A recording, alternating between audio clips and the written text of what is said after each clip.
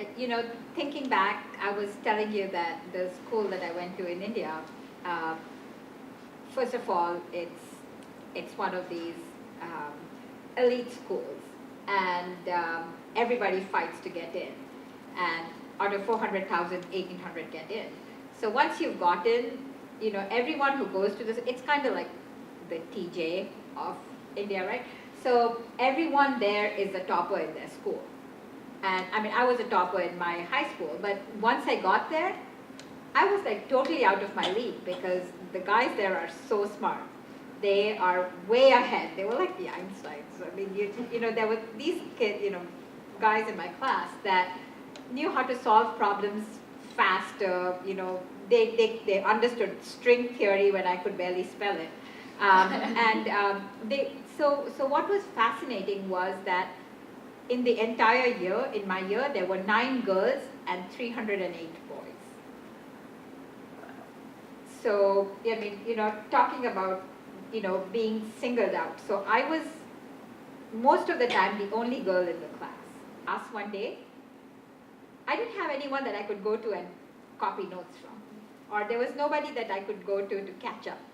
Because when there are 308 boys, the only boys that talk to you are the boys you don't want to talk to. So it took a while. And, of course, you stay in the dorms, and then so if there's only 8 girls per year, you can imagine there was just one dorm with 100 beds or 100 rooms for the girls. And all the girls from, the first year, from freshmen all the way to PhD students, the girls, they all stayed in that same dorm because that's all there were. There were 100 girls in all at that institute. And so it's not a good ratio, but you figure out things. I mean, kind of like, it's like a new identity because I never went to a co-ed, like I went to an all-girls school. So I never felt the need to identify, my gender. That's a great story. It's funny, that piece reminded me of a couple of things. When I think about it, I have a twin brother, and I don't have any other siblings, so we were brought up to be equal and the same. So there was no gender inequality or anything different in my household. So in high school, everything was good. In college, everything was good. And then I graduated and did my graduate work, and there were women and men in the graduate program. And then I went into the corporate world. And I remember early on, there were some experiences that really struck me and made me realize that people were looking at me differently, like this woman was sharing. And I was in this business meeting one day, and it was all men and me. We were talking about different problems and issues and trying to make decisions, and we went on a break, and we came back and ready to finish the conversation, and it was done.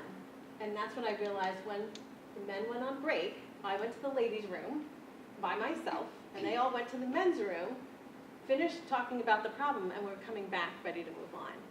And it was really the first time where you realize there's something real about those differences, and it was very apparent to me and not so much to them.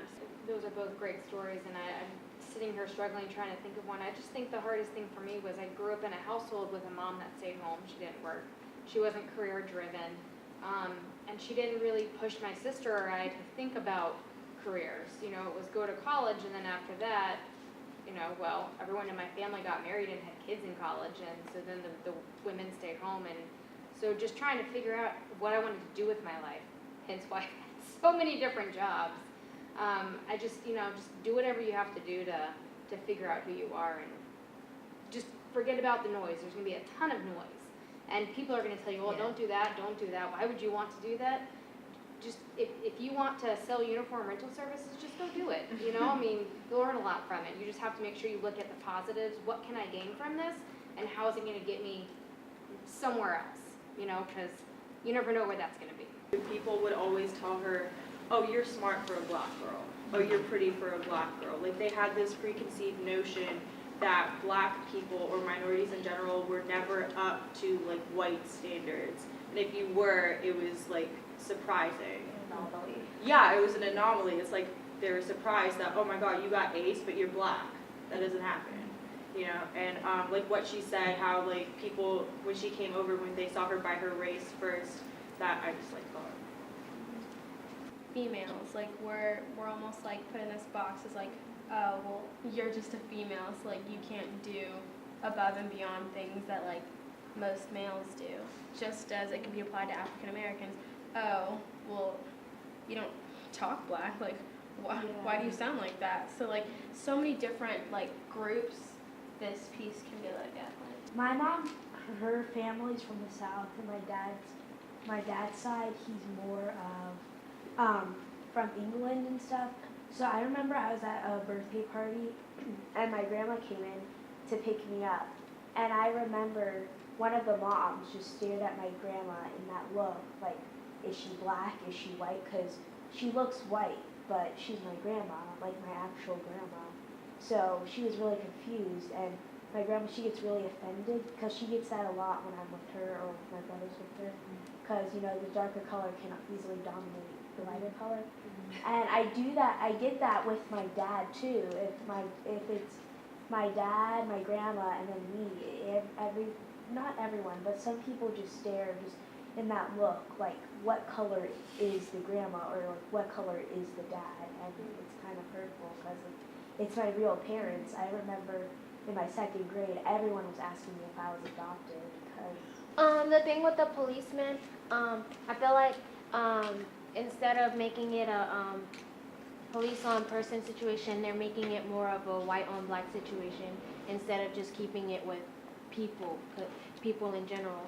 And it may look like that, and it may seem like that. Like even when police shoot white people, they don't make it a big deal. But when they shoot a black person, they're like, oh my gosh, they shot a minority and all this type of stuff, and they make it racial. They don't make it like just a story. They make it like racial.